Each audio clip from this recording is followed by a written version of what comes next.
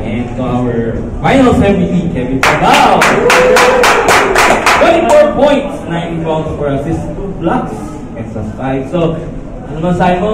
May season MVP ka, may finals MVP ka, tapos ito, yung championship na nakuha mo for DLSC. What can you say? First of all, thank you kay Lord. And thank you sa teammates ko, thank you sa lahat ng coaching staff, lalo-lalo na sa strength and conditioning and sa nutritionist ko. Sobrang sarap sa pakiramdam. Yun, makapagpahinga na din ako. Salamat. Thank you, Coach Topes. Ito nag-unleash na potential ko. And thank you sa lahat ng mga naunang players, mga legends, lahat ng mga legends ako. And then, ayun, actually, after ng game 1, talagang magdamo kami nag-usap ni Kuya Pang Cardona.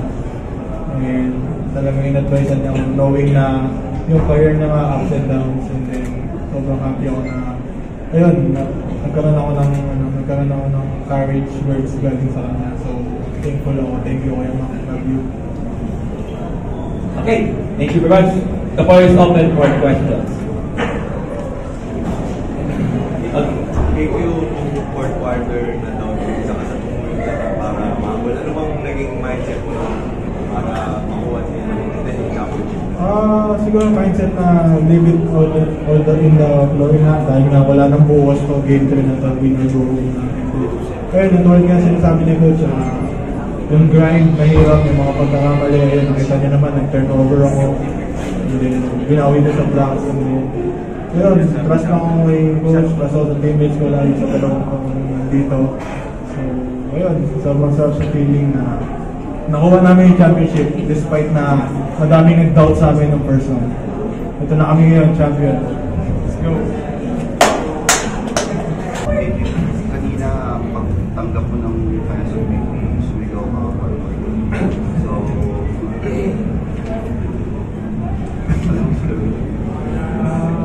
for me, focus lang ka lang po. Kano pa nasa harap ko, papahinga muna ako. Kailangan ko lang bumawi sa pamilya ko dahil yung all of the time na season nga, gym pati basketball ko. Sila nakikita ko.